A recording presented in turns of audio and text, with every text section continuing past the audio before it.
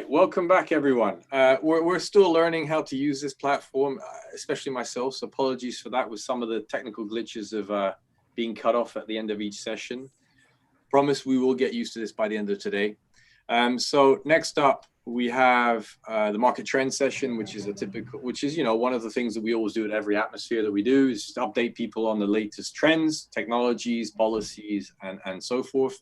And digitalization trends, servitization trends in this case. So the colleague who will be handling this is Ilana Koegelenberg.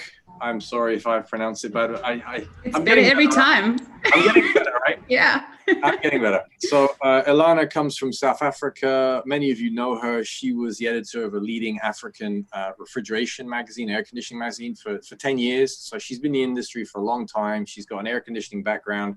She knows a lot about natural refrigerants, and we're really happy to have her on the team now. She's been with us for over a year and done some phenomenal work. So over to you, Ilana.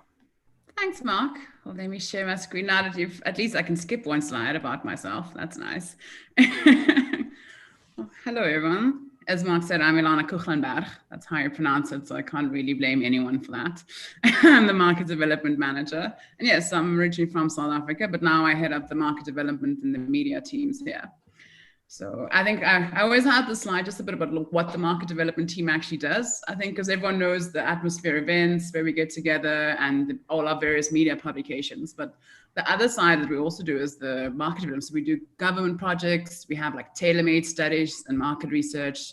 We get very involved in the policy and standard side. And then, as Mark mentioned in his presentation, we have our sheccoBase knowledge hub where we kind of collect all the information relevant to natural refrigerants. And then recently also, not recently, but recently even more looking at skills and training, but I'll get to that side. So I don't want to go too long into the background. I think Dan covered it quite well about like why air conditioning refrigeration is important in natural refrigerants specifically. But I don't know if anyone hasn't seen this report yet. It came out at the end of last year. I would highly recommend looking at it from the Economist Intelligence Unit. And they basically looked at the demand for cooling and sales. And interestingly, as you can see now from the 2018 figures, the domestic market really is dominating refrigeration, residential, and mobile and cars. But then this picture changes significantly if you look at the forecast for 2030. There's a way to turn off the autofollow permanently. Franco might have to mute himself, but yes. Then if you can see here, then industrial refrigeration is really where all the growth is expected, and transport, and then commercial industrial air conditioning. So it's really the sectors that we are talking about over the next few days, actually. But then why specifically are we looking at refrigerants? This was also from that report, and interesting, you can see if we just left it as is, like business as usual, without any phase downs, without the Koegelenberg amendment, then it would really, we'd have a significant impact on the temperature. And that's, I mean, we've all seen how bad climate change is getting. So it really makes quite a difference just by actually focusing on the refrigerants. So that's where then, that really ties into the three mega trends that we've been seeing across globally, really, in this sector. As the number one trend is definitely a shift towards natural refrigerants, because refrigerants are so important. And people are getting rid of the harmful synthetic refrigerants. And then also servitization, the cooling as a service model. We'll talk about it a bit more later, and there is a session on it on Thursday. And then digitalization, systems are getting smarter. We're learning how to measure everything and control it and just optimize the system so it runs more efficiently. So this we're seeing across the board, obviously as well, the trend for more focus on air conditioning as well, specifically on the natural refrigerant side. So, but then when you look at refrigerants, why is Shecco so passionate? Why natural refrigerant? Like, why does this matter? Like, why not any of the other ones? We all hear a lot about low global warming potential HFCs, but then how low is low GWP really? Everyone knows R32 is being put up as the answer to everything, especially on the air conditioning side, because the GWP is, the 100-year GWP is 675 only. So that sounds low, that sounds great, but it breaks down. They've done so many studies and it actually breaks down in the atmosphere in only 21.7 years. So if you measure that impact over 20 years, the GWP actually goes up to more than 2000. So it's not really that low anymore. And then HFOs, everyone's saying that's the next answer for everything, but there's increasing studies coming out actually just about how harmful that is to the environment. It can cause TFAs, which leads to acid rain, and a whole host of other things. In the end, synthetic will always be synthetic. We don't really know what other further disasters we're creating along the way. So that's why like natural refrigerants are really the only long-term future-proof solution. And there's an option available for all sectors, all industries. So there's really no reason not to actually take this on. So I want to move straight into looking at the different trends specifically for the refrigerants. We have an entire session coming on policy and the ins and outs of it, because that is really one of the key drivers, that we need to get that policy in place to actually drive the market. But even then, like especially on the CO2 side, it's very encouraging to see all the new systems going out. So particularly last year, it feels like a lot, this year has gone on forever. This year in July, we actually finally published the last part of the World Guide to Transcritical CO2 Refrigeration. And we actually did like a massive market study based on real data, like actually from the manufacturers themselves, to find out how many of these systems are in operation across the world. And we looked at convenience stores, supermarkets, industrial applications, really going in depth to actually get a sense of how the market is growing. Let me just click here. So then this is our famous map. You would have seen it at many of our presentations before. This is our latest update. And it's really exciting to see that we almost, I mean, by the time we did this map in June, we were almost close to 40,000 systems globally for transcritical CO2, the majority of which are still in Europe, but we can see clear growth in other sectors as well, like South America, even the United States. But then this is where it gets, if you really look at the comparison over the years, you can actually see the growth. And so when we first did this count in 2008, there were only 140 systems, all of which were in Europe. And now that's grown significantly. I mean, it's up to 29,000 systems. And even if you'll see, like America has gone up from less than 370 was our first count to more than 650 now, even Canada. But then all systems aren't, well, they're all equal, but the systems aren't the same type of application. I think this is where it gets also, it's split quite differently from the countries. In Europe, it's still predominantly supermarkets that make up the bulk of the installations. As with the US, it's mostly supermarkets. But in Canada, we're seeing a lot of transcritical CO2 in ice rinks and data centers. And in Japan, specifically because of the regulations that they had in place before and kind of the restrictions around that, a lot of the CO2 was used in small stores. And only now we're seeing an increase in the supermarket side. So most of the installations in Japan are actually on the smaller convenience stores. And then we also did a massive market survey as part of that report to kind of see, well, lots of things. But one of us, we looked into the expected growth across the world. And then you can see like Europe is still the most optimistic with 46% of the growth, but then North America as well. Everyone thinks there's going to be a lot of growth in the CO2 market, which is promising for us to see.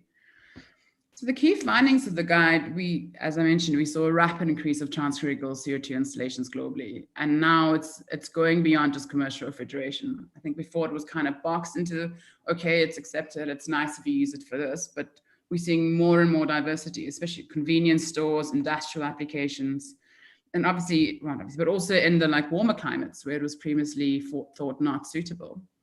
And I think our key finding was really that transcritical CO2 should always be an option. It's not necessarily, obviously, as they always say, horses for courses. So it's not always going to be the answer, but depending on your application and your region, but it's definitely worth actually considering. And because together with all the other natural refrigerants, CO2 is a suitable alternative to fluorinated refrigerants. We've got endless case studies on all our websites proving just that, with happy end users saying how much energy they're saving, how their reliability is increased.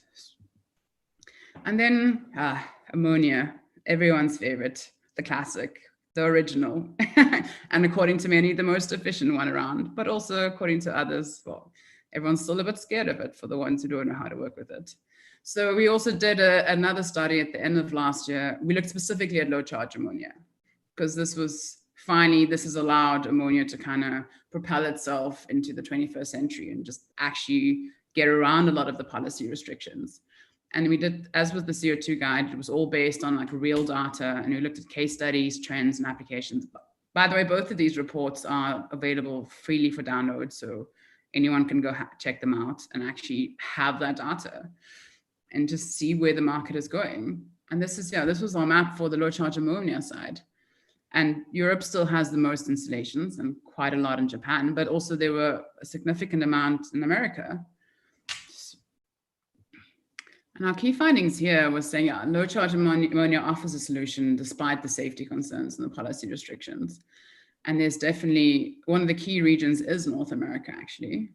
And it's extending ammonia's use just beyond industrial refrigeration. Same as with commercial, same as with transcritical CO2. I think people are like, they accepted ammonia, but for industrial systems. But now we're seeing more and more other applications that you can use it for because the charge is being reduced.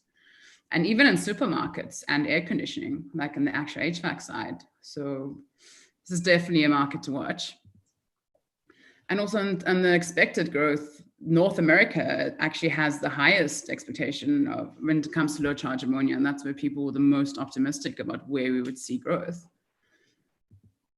So in hydrocarbons, I'm not going to spend too much time on this because a lot of it is obviously on the smaller side, like residential air conditioning and things like that. But on the food retail side, there's like more than 3 million hydrocarbon refrigerator display cases now on the market, more than 2,500 installations using water loop technology.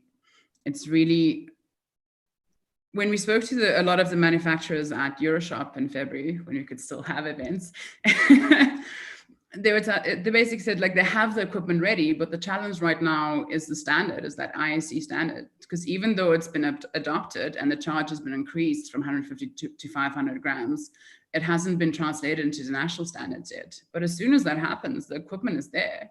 Australia has done this already, for instance. So there's definitely, we're going to see a lot of movement here as soon as those standards actually get translated nationally. And also there's a lot of other applications that hydrocarbons are being used for. Vaccine fridges, obviously domestic fridges, everyone has R600A in their fridge. They don't even know it.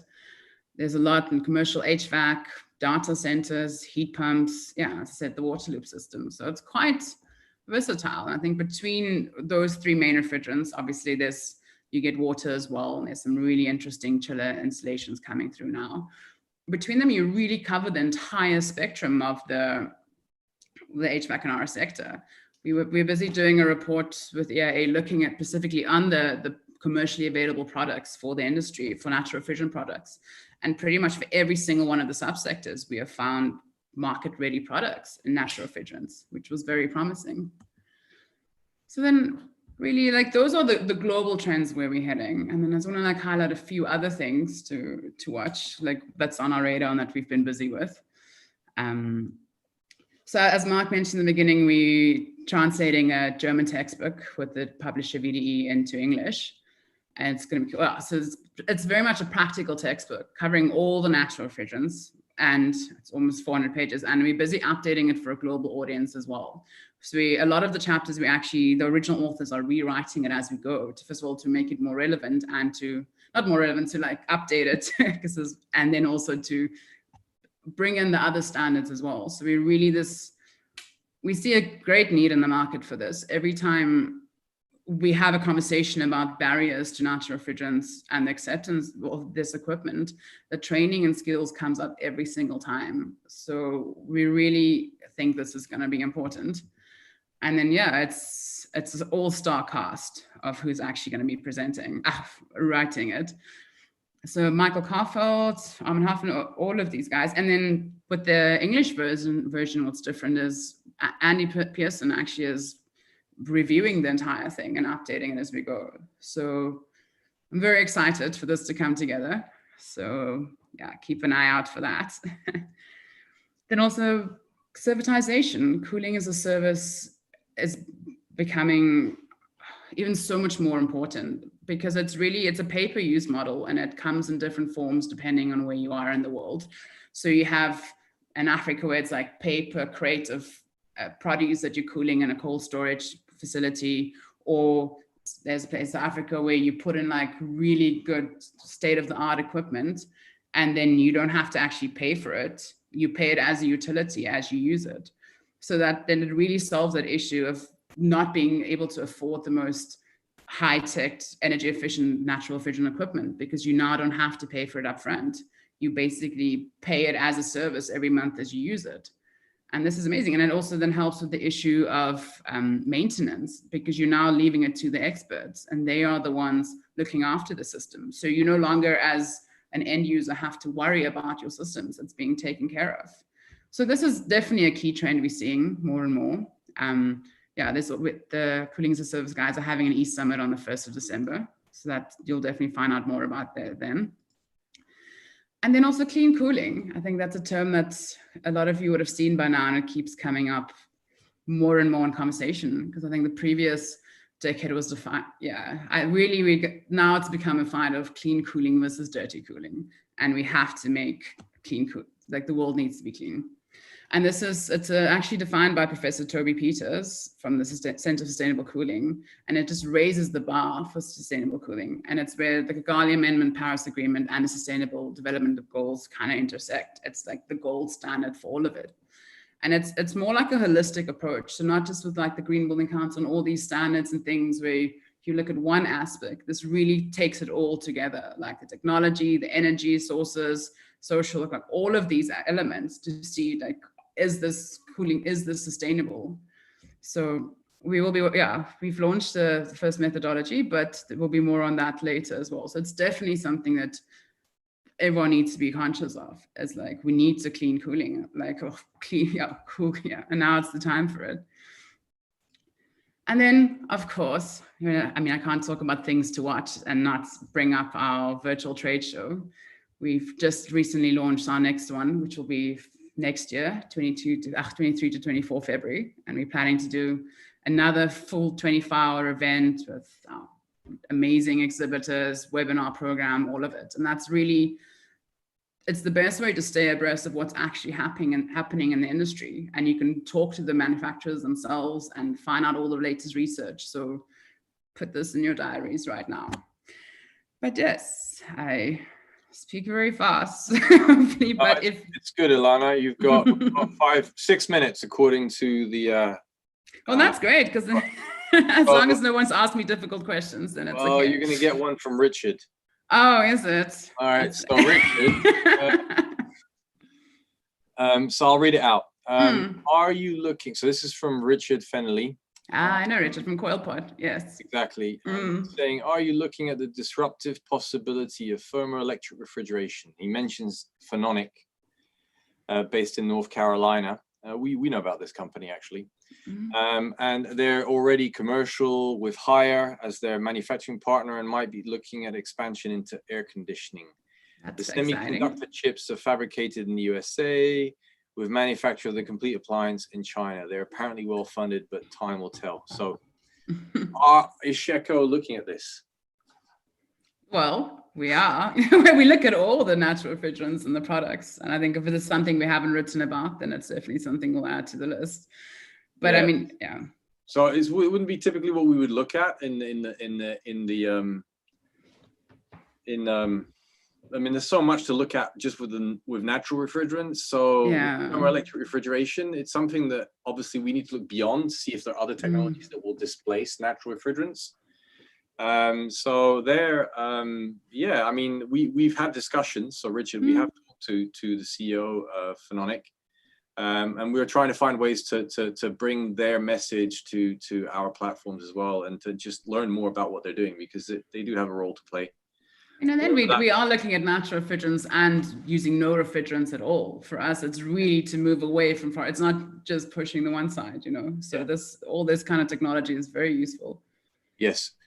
So then for the ones who are learning this new system, this swap card system, there's a couple of polls. I was meant to start with that. There's polls and a Q&A. Yeah. So normally next to the window where you're seeing Ilana and myself, maybe you could stop sharing your screen. Yeah, I was just thinking about that. Then you should see to your right at the bottom some options where it says chat, questions, polls. On the poll tab, click on that and you will see that there are a couple of polls. So far, we've only had limited voting, so I don't know if it's really.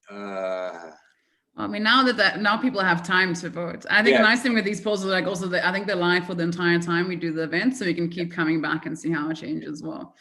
Exactly, they'll be live for the next 2 days, and then we'll share all of that data. And something that was mentioned to me earlier, and I'll mention it again throughout the next 2 days, all of the presentations and all the videos and all the questions will be live and accessible for the next year on this platform. Okay, so just be aware of that. So in terms of the first question, what is the biggest barrier for the uptake of natural refrigerant systems in the Americas? First option is upfront cost, CapEx. Second is skills and training. Third is policy and regulations. Fourth is availability of equipment. And fifth is other. And we've had 24 votes, so it's still a limited number.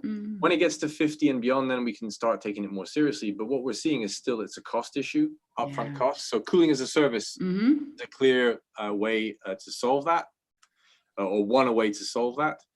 Skills and training, always an issue, and policy and regulations, you know, having the right standards, I guess. But no one talks about availability of equipment. That's good. Right? Great news. You want to add anything there, Ilana? No, I was just going to say, in terms of the cost, it's everyone, and it's always an argument we've had, even whenever you look at these systems, you look at the CapEx, but what is your life cycle costing going to cost you in any way if you're not looking at the whole system and the maintenance and how much energy you're using? And more we're actually seeing, like, because the HFCs are being phased down, people are not spending money on R&D on this. So it's being spent on the natural refrigerant system. So that's why these systems end up being more high-tech, more state-of-the-art, more energy efficient, actually, because that's where the development's happening. So like in the end, it might cost you a bit higher for the startup costs, but what you're going to be saving in your energy bills really, I mean, we've got so many case studies where the return on investment is like 2 years to 5 years, you know, so you really need to be looking at that whole picture when if you're going to be buying refrigeration equipment, you're investing for 20 to 30 years, you really need to look at that big picture. Okay. Second question. Got a couple more minutes. Franco, please don't cut us off. No, that's why I spoke fast. Yeah. What is the second poll is, what is your preferred refrigerant for use in commercial refrigeration applications? So CO2 gets 44%, ammonia 7%, hydrocarbons 26%, HFCs 9%, HFOs 9%, and 5% other. And there's 44 people voting. So there's a clear lead there for CO2. That can change, obviously, over the next 24 hours. But then number 2 behind is hydrocarbons. I guess no surprises there. That's basically where, at least in the US, that's definitely where the market's going. We're also hearing that there's more and more interest for CO2 and hydrocarbons in Latin American region. Yeah. I guess if you want to add anything there, please do. But we have some case studies this afternoon, right? Yes, yeah, and I think I really just want to. I think the aim is kind of paint the broad picture, because I think we're going to drill down into each of what I briefly mentioned in each of the slides. We're going to drill down to in each of the sessions and share all the case studies and really what's happening on the ground. So we got some comments from AJ in California. He'll be speaking later. And he says, technology is moving faster than us contractors like. He's a contractor. He's a young contractor. He's seen the opportunity of natural refrigerants, but there's so much happening. And we bumped into him last time, actually, at Euroshop in Germany in February, which is a global event now. And you know, he's obviously looking at what's happening, what's coming to the US. But even he's saying it's just going too fast. Any comments? I think that's why every time we're going to keep coming back to the skills and training issue. Like, we really need to look at how can we strengthen the skills and training and make more of that available, because any technology will be challenging until you actually, and even all the HFOs and the new technology coming out will be just as difficult. Whatever you do, and that's why you might as well learn the right way, you know, do natural refrigerants. But that's why it's so important to actually invest in the skills and training and get the proper training and set up all the training centers to, yeah, that's what I come back to every time is training. Yeah, training. And in the COVID pandemic world that we're in, online training becomes even more important. Yeah. All right. So thank you, Ilana. Thank you to all for the questions and comments. We're starting to see people get used to the platform, which is great. Please leave feedback. You can rate the presentations. You'll get that in your notifications tab on the website. You'll be able to rate and see if you liked it or leave comments. That's always a good way to learn and improve. So I'll close this session now. The presentation will be available as well as the live stream. And now we're going to go to the coffee break, first coffee break for 10 minutes. And then we come back for the panel, first panel session that will be commercial end users and contractors that will join us, moderated by our colleague, Michael Gary, who needs no more introductions. So thank you and see you later.